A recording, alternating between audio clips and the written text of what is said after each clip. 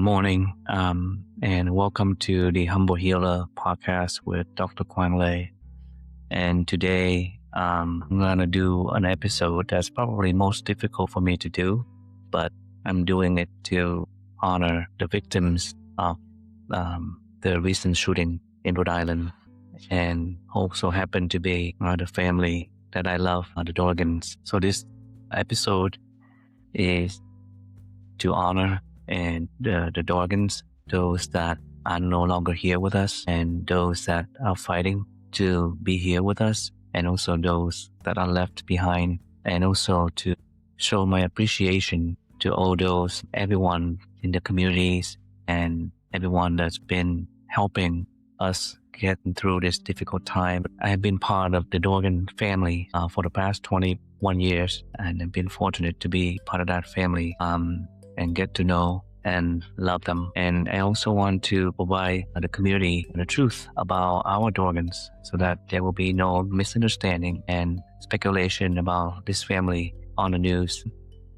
What a wonderful family that they are. I have experienced tremendous sadness, but also experienced the joy from all the overwhelming outpouring of support and love by the community, friends, and families. I have had almost as much tears of joy as of sadness, and I have learned to lean on those around me, as well as learn to stay strong. So for others to lean on me, I would like to thank all those that helped, all the victims, including the 3 heroic men during the shooting, the first responders, all the police officers and detectives involved, and the wonderful and talented ICU and trauma team from Rhode Island Hospital. We are in great debt to all of you. Also, would like to thank friends that have provided tremendous support. Rhonda's BFF, Mo, Ava's best friend, Sam, and her father, Rich, who has taken care of Ava throughout the years as his own daughter, as well as Colin's hockey coach and teammate, as well as all his high school friends who have been keeping Colin company and providing much needed emotional support during this difficult time. Also, I want to show great appreciation for the Rhode Island Hospital Trauma and ICU teams who have performed life-saving surgeries and services for my mom and dad and family friend, Tommy, and still continue to do so as they are battling their multiple serious injuries at this time. Here is the account by the first of the 3 men who successfully intervened and prevented any more bloodshed. Thank you so much for your heroic action, Mr. Michael Black, and I hope to be able to run to you in the future to thank you and give you a big thank you hug for what you have done, for your bravery, courage, and decisive action, as well as the other 2 gentlemen that helped restrain the shooter.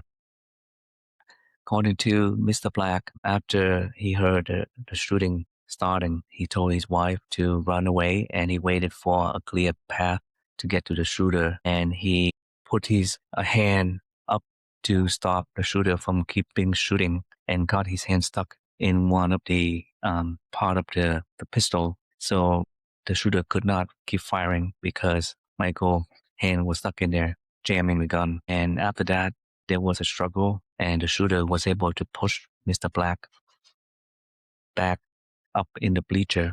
But he also bought time for the other 2 bystanders to come in and restrain the shooter. And at that time, the shooter got a hold of his second pistol and ended his life. So thank you so much for these gentlemen to prevent further bloodshed and save a few more lives. Your action will never be forgotten. We grieve together as a community for Rhonda and Aiden. Grief is a reflection of love, and without love, there would be no grief. To linger in the longing, the loss, the yearning is a way of feeling the rich and embroidered texture of life. Let's start with my sister Rhonda. She is an expert at self-sacrifice routinely, putting her own self-interest, sleep, hobbies, and even health last to ensure her children have what they needed. For most of the time that I knew her, she put in several 100,000 of miles, driving her 3 kids to hockey, lacrosse, and softball games, as well as dance lessons and competitions for her daughter Ava. She worked 3 jobs to make sure all the bills were paid as well as allowing the kids to participate in all the sports and activities. She was also very active socially and encouraged all her children to be active in the local community and help out anyone in need. For the past few years, we have noticed that Rhonda discovered self-compassion and dedicated time for her own mental and physical wellness as she was able to find happiness whether she was alone or with the children. Aiden's fiancee, Star, she raised her children to live their lives with kindness, instilling them a great work ethics and great resilience to whatever life throws at us. She left a long-lasting legacy in the name of Ava and Colin, as well as part of this wonderful community that have been here to honor her and Aiden and support Ava and Colin.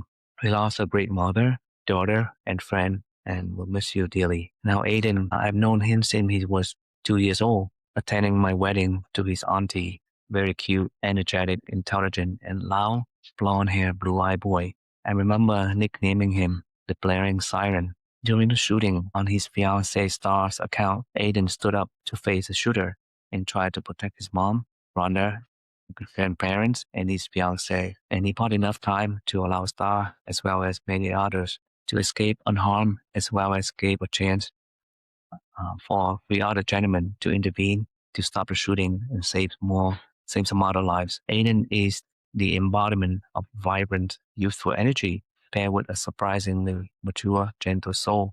He radiates a genuine warmth with a natural inclination toward kindness that makes him both approachable and deeply respected by those around him. He was a leader of the 7 grandchildren, and Ava, Colin, and all my girls looked up to him as Big Brother Aiden, who would play all the silly games with all the kids despite such a big age difference and carry them around like a big teddy bear that he was. It was so cute to see him hunting eggs with my then 8-year-old daughter during last Easter egg hunt. He has never shied away from calling these kids BS, since that is the straight shooter Aiden that we know, as well as a classic Dorgan trait.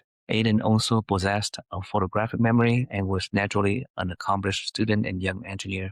We will sorely miss this genuinely kind, warm-hearted, intelligent young man who lived his life fully and connected with everyone around him. Next, I'd like to show love, support, and honor for those still fighting to stay with us, with this tremendous support and compassionate care by Rhode Island hospital team, trauma ICU teams, as well as multiple other specialists that help mom and dad to survive so far. For those critically injured, let's start with my father-in-law, Jerry, whom I have known so long. Now, I no longer use the phrase in-law when I introduce him. He sustained several injuries and is fighting for his life. Still, we are counting on him being a fighter, since this is what he is. That is the world's finest handyman. He's always lending a helping hand to those around him. He's highly intelligent, so was able to figure out most of the home maintenance issues. For example, he put together my gym tower that had about 2,000 parts with a 100-page manual. He also fixed the little problems that I created, like mowing the lawn, and ran over and destroyed about half a dozen sprinklers. After that, I was fired for mowing the lawn by the joint committee of the father and daughter, Jerry and Gerald team. He makes the world famous, Roni, that my girls love on Wednesday and Fridays, and sometimes Saturdays, the days that he and my mother watch the girls. My older girls also enjoy watching their favorite shows with him, either at our house or he's next door. I think this is special what he does, since I live with a queen and 4 princesses. I usually end up being the default fall guy, and he volunteered to join me many times under the bus, so I do not feel lonely down here. I can go on and on about what this man means to me and all of us who are so lucky and grateful to have him in our lives. He is never short of wisdom passing down to us. One of his favorite sayings, which has since become one of mine, some can't tell time, but time can tell all, shows so much wisdom and can be applied to any relationship or durability of anything in life. My dad is the bedrock of the Dorgan families, being the older sons of 5 siblings, embodying unconditional love and unwavering loyalty. He is gentle, caring, those bring immediate comfort. With a patient heart, he listens intently and shares wisdom through stories, always putting his loved one first. That is a pillar of strength, showing unwavering dedication and commitment to the family. We're all praying for him to do better, and we know that he would fight for us, as we have witnessed so far during the ongoing battle with these terrible injuries to his body. My mom was also critically injured and has done a good job so far with teams of doctors helping get through these challenges. We told a story about how she remembered being shot and waiting for the EMS to come. And when they came, she said, "Please take care of my husband. I'm fine. I'm fine." For the sake of her loved one. Even after she was shot in the chest abdomen pelvis and hands, she was fine so that others can be taken care of first. That is typical of how she lives her life. The kids and kids always come first. Mom is the heart of our family, a selfless beacon of unconditional love. She quietly shoulders burden to keep us supported, united, always put our needs above her own. Her unwavering loyalty is shown through endless support, nurturing, and listening ear that never passes judgment, offering a safe harbor. Mom is a comforting, warm presence who remembers every accomplishment and forgives every mistake. Her caring nature is seen in the small, dedicated details. A delicious lasagna or chili, warm hugs, and wise advice passed down with patience. Always there in terms of need, her strength and dedication inspire us, making her an irreplaceable, cherished foundation. Next is my niece Ava, who is very resilient and going through these challenges with tremendous courage. She has always had the caring nature, and remember how she used to push Hannah in the stroller, even though she was only about 5 to 6 years old. And Rhonda was busy working with her 3 jobs, but took over the home management, make sure all the family affairs were taken care of. It is just fitting that she is in nursing school while working part-time as a pharmacy technician. Ava will no doubt make an amazing and compassionate nurse. Colin perfectly practiced always life lesson that I've taught my children. You have 2 ears to listen and only one mouth to talk, so listen twice as much. Part of his nature is walking the walk, truly excelling at 3 sports in high school, become the high school football team captain, hockey team captain, as well as earning the National Honor Society for academic achievement. He does not talk much, but when he does, it is meaningful, even as a young child. I have known both Ava and Colin since they were born, and I have always known her and him to be hardworking, conscientious, kind of work, high school. They are also very resilient and have been battle tested by all the adversities they have faced. But we are honored to accompany them both on their journeys forward to live their life, find their happiness, all its ups and downs. Last but not least, I want to honor a very important person in my life who now have bear responsibilities as the next of kin, my mom and dad, as they are fighting to get through all their terrible injuries, giving medical consents and getting updates, and as the go-to person for all the decision making.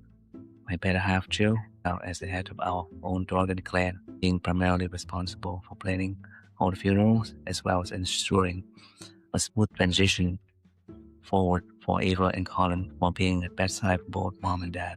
I have been fortunate to witness Jill in action throughout 21 years of marriage so far and know how amazingly resourceful, resilient, and organized she is.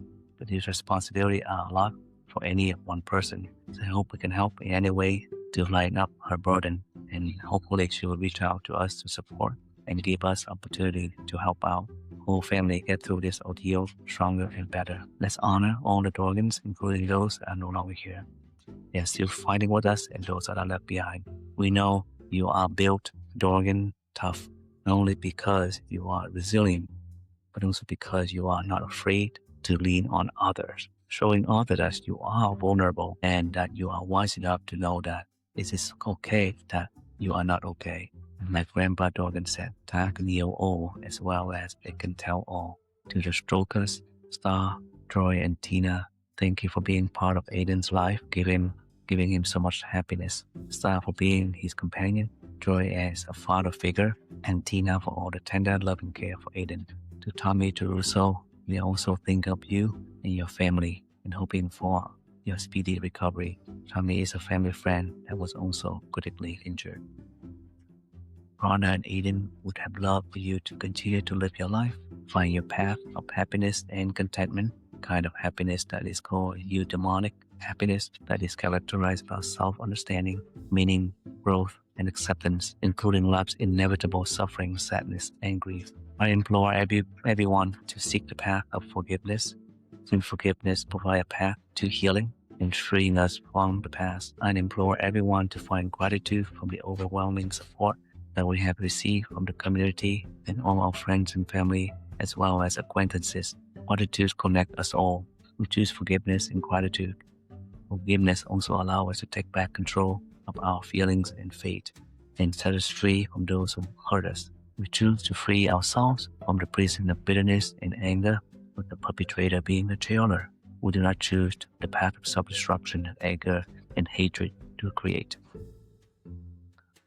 The Archbishop Desmond Tutu from South Africa, who oversaw the reconciliation of his country after Nelson Mandela became the leader, once said, "Those who think forgiveness is a sign of weakness have not tried it." So please do this to help yourself, help your own families and friends, and make us stronger as a community, as a family, as an individual. And thank you so much for taking time to support us and to listen to this episode.